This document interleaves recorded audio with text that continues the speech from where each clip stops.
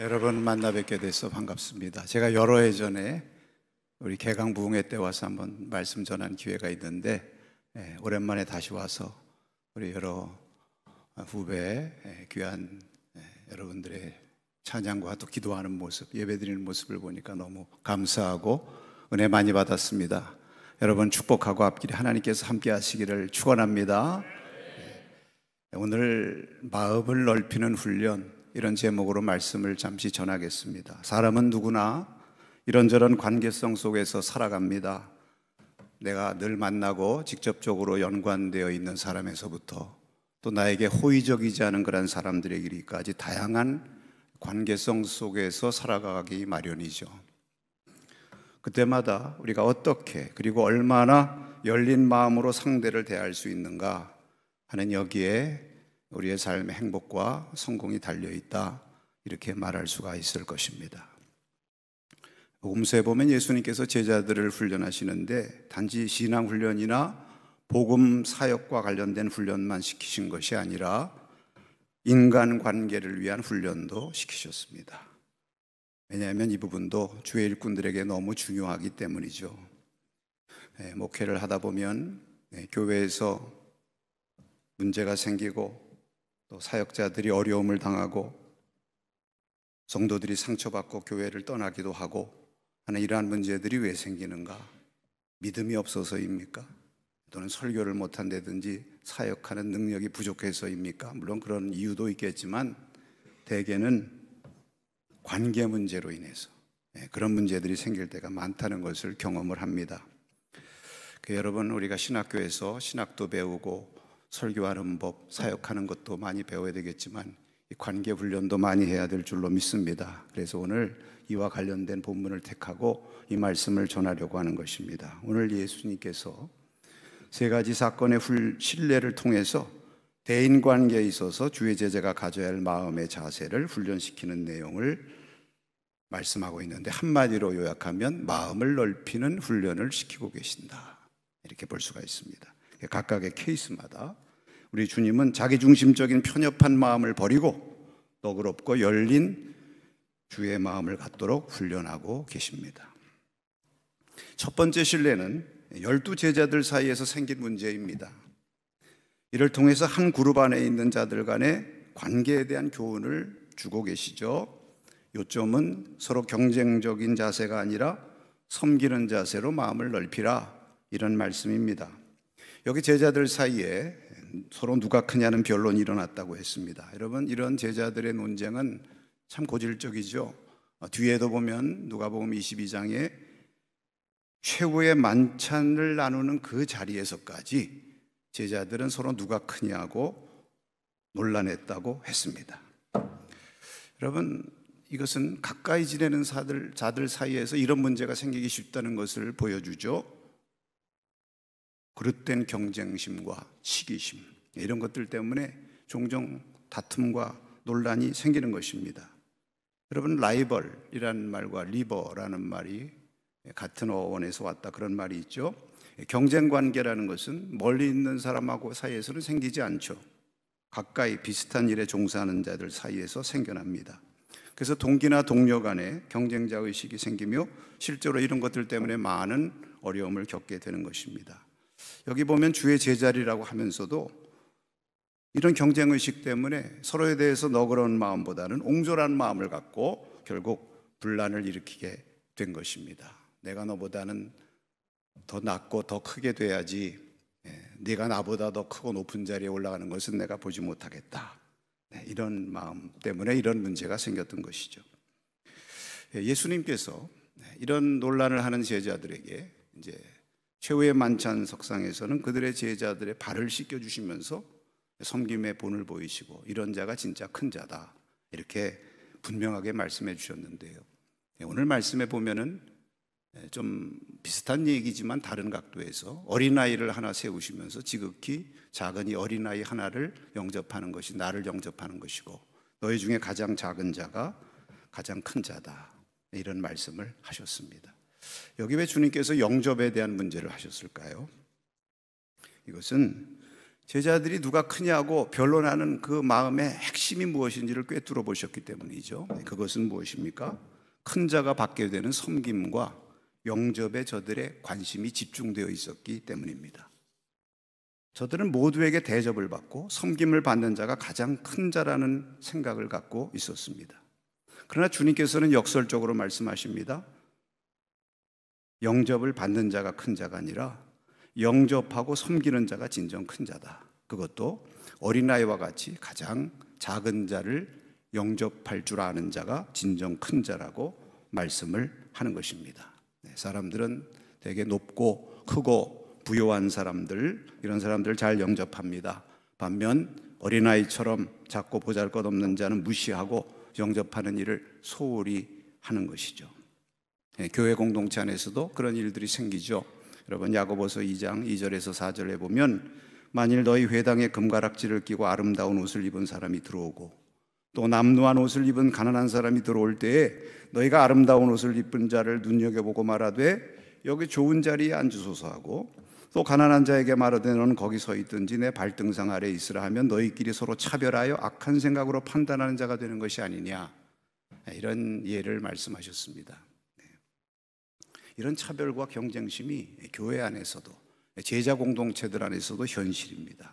그런 상황 가운데서 우리가 정말 주님을 영접하는 마음으로 작은 자부터 영접하고 또 서로를 섬기는 마음으로 대할 때 그것이 진정 큰 자요 또 진정한 주의 제자요 참된 리더십이 있는 자다. 이것을 주님께서 가르쳐 주시는 것이죠. 여러분, 이런 관계 훈련을 잘 받을 때 우리가 그릇된 경쟁의식이나 시기심에 사로잡혀 서로 다투는 그러한 공동체가 되는 것이 아니라 은혜로운 천국 공동체가 될 줄로 믿습니다. 이런 은혜가 우리 모두에게 있어지기를 바랍니다. 두 번째 신뢰. 여기는 이제 서로 비슷한 일을 하지만 내 그룹에 속해 있지 않는 자들에 대하여 어떤 마음의 자세를 가져야 될 것인가를 훈련하시는 말씀입니다. 요한이 예수님께 와서 말하기를 어떤 사람이 주의 이름으로 귀신을 내쫓는 것을 우리가 보고 저가 우리와 함께 따르지 않으므로 금하였나이다 했다고 그랬습니다. 제자들이 이런 일을 할 때 나름 정당하다고 생각했을 것입니다. 누가 감히 우리 예수님의 이름으로 귀신을 쫓는 일을 한다는 말인가? 함께 주님을 따르지도 않으면서 주의 이름을 도용하다니 용납할 수가 없다, 이렇게 여긴 것이죠. 여러분, 이런 제자들의 태도는 남의 일과 같지 않습니다. 오늘날에도 이런 문제가 종종 발생하기 때문입니다. 심지어 교회 안에서도 좀 다른 방식으로 교리를 말한다든지 사역을 한다든지 하면, 신앙생활하는 양식도 좀 다르다든지 하면 의심의 눈초리를 보내고 심지어는 이단 시비까지 벌어지곤 하는 것입니다. 그런데 이에 대해서 예수님께서는 금하지 말라 이렇게 말씀하시면서 너희를 반대하지 않는 자는 너희를 위하는 자라고 하셨습니다. 내 편을 들고 나와 함께하는 자만이 나를 위하는 자가 아니라 비록 내 편은 아니더라도 나를 반대하지 않는다면 나를 위하는 자라는 넓은 마음을 가지라는 것이죠. 예수님께서는 그들도 내 이름으로 귀신을 내쫓고 있으니 나름대로 하나님 나라의 일에 쓰임을 받고 있는 것이 아니냐, 이렇게 제자들에게 물으신다고도 볼 수가 있습니다. 여러분, 여기 다시금 예수님과 제자들 사이에 관점의 중요한 차이가 드러나게 되는 것입니다. 제자들은 자기 중심 또는 자기 편 중심으로 남을 보고 판단을 하고 있는 것입니다. 그러나 예수님께서는 하나님 중심, 하나님 나라 중심으로 보시고 판단하고 계시는 것입니다. 그래서 비록 나와 함께 하지 않고 내 그룹에 속하지 않더라도 그 나름대로 하나님 나라를 위해서 쓰임받고 있다면 나를 위하는 자요 나의 편이나 다름없다, 이렇게 보는 훈련을 하라는 것입니다. 여러분, 비슷한 이야기가 구약에도 나오죠. 민수기 11장에 보면 하나님께서 모세에게 백성들 중에 70장로를 뽑으라, 내가 그들에게 너를 돕게 하고 너에게 임한 영을 그들에게도 부어주리라, 이렇게 말씀을 하셨습니다. 그래서 모세가 이것을 백성들에게 알리고 70명의 장로를 뽑아서 하나님의 장막으로 다 모여라 그랬을 때 다 모였습니다. 모세 주위에 둘러섰습니다. 그럴 때 하나님의 영이 그들 가운데 임해서 예언도 하고 하나님의 임재가 나타났다고 했습니다. 그런데 장로로 임명된 자들 가운데 엘닷과 메닷이라는 두 사람이 장막으로 오지 않고 자기 진영에 머물러 있다가 하나님의 영을 받아 예언을 하는 일이 일어나게 되었습니다. 이를 보고 여호수아가 모세에게 말하기를 그들 예언하지 못하게 막으시옵소서. 그들이 장막으로 오라는 말도 안 듣고 함께 하지도 않으니 자기 진영에 머물러 있다가 예언받고 장로라 하면서 저렇게 하는 자들 용납할 수가 없다는 것이죠. 그러자 모세가 말씀합니다. 내가 나를 위하여 저들을 시게 하느냐? 여호와께서 그의 영을 그의 모든 백성에게 주사 다 선지자가 되게 하시기를 원하노라. 이렇게 말씀을 하셨습니다. 모세는 자기 중심이 아니라 하나님 중심으로 보는 넓은 마음을 가졌기 때문입니다. 그런 자가 지도자죠. 우리는 함께하지 않는 자들에 대해서 경계하고 편협한 마음을 갖기 쉽습니다. 그러나 오늘 주님께서 말씀하셨습니다. 나를 반대하지 않는다면 나를 위하는 자라 하는 넓은 마음을 가지라. 나와 다른 신앙의 길과 사역의 길을 가는 자들에 대해서 저들이 주의 이름을 회방하거나 우리를 반대하지 않는 한 배타적으로 대해서는 안 되고 다 나름대로 주님께서 쓰시는 자들이요 주님께서 그들을 통해서도 일하신다는 넓은 마음을 갖는 훈련을 해야 합니다. 너희를 반대하지 않는 자는 너희를 위하는 자라는 주님의 말씀을 꼭 기억하시기를 축원합니다. 나를 위하는 자가 아니더라도 주님을 위하는 자라면 그것이 나를 위하는 자요 다 같은 신앙의 형제고 내 편이다. 이런 마음의 넓은 훈련이 있기를 바랍니다. 마지막 세 번째 예를 보겠습니다. 이번에는 자신들에게 호의적이지 않은 자들에 대해 어떤 마음의 자세를 가져야 할까 훈련하시는 말씀입니다. 예수님께서 예루살렘을 향하여 올라가시기로 결심하시고 미리 사자들을 사마리아인 마을에 보내서 그들에게 들어가실 일을 준비하게 하셨다고 그랬어요. 이렇게 하시면 열린 마음으로 사마리아인들에게 다가가 만나시고 복음을 전하시기 위함이었을 것으로 그렇게 믿습니다. 그런데 그만 사마리아인들이 이를 받아들이지 않았다고 그랬죠. 이것을 보고 야고보와 요한이 화가 나서 말하기를 주여 우리가 불을 명하여 하늘로부터 내려 저들을 멸하라 하기를 원하시나이까 이렇게 말했습니다. 무슨 말입니까? 주님 권세가 있으시니까 하늘로 명하셔서 하늘로부터 불이 내려와서 저들 좀 멸망시키게 하옵소서. 이런 야고보와 요한의 반응도 이해할 만하죠. 호의로 다가가려고 했는데 거부하니까 분노가 치밀어 오르고 그래서 없애버리고 싶었겠죠. 그래야 속이 후련할지도 모른 것입니다. 그런데 예수님은 이런 제자들을 꾸짖으셨다고 그랬습니다. 여기 세 번째 케이스 가운데 유일하게 꾸짖으셨다는 말씀이 나옵니다. 그만큼 이런 제자들의 태도에 대해서 단호히 노라고 말하시는 것입니다. 꾸짖으셨다는 말씀이 각주에 설명이 되어 있는데요. 어떤 고대 사본에는 이 꾸짖으셨다는 말 뒤에 이런 말이 있다고 기록되어 있습니다. 이르시되 너희는 무슨 정신으로 말하는지 모르는구나. 인자는 사람의 생명을 멸망시키러 온 것이 아니요 구원하러 왔노라. 그리고 조용히 다른 마을로 가셨다고 했습니다. 예수님께서는 그런 자들로 인해 분노하지도 말고 맞서서 옥신각신하지도 말고 조용히 내 갈 길, 내 사명의 길을 가라 말씀하시는 것입니다. 주의 제자가 된 저와 여러분도 꼭 우리가 기억해야 될 것은 우리는 살리는 일에 부름받은 자라는 것을 잊지 마시기 바랍니다.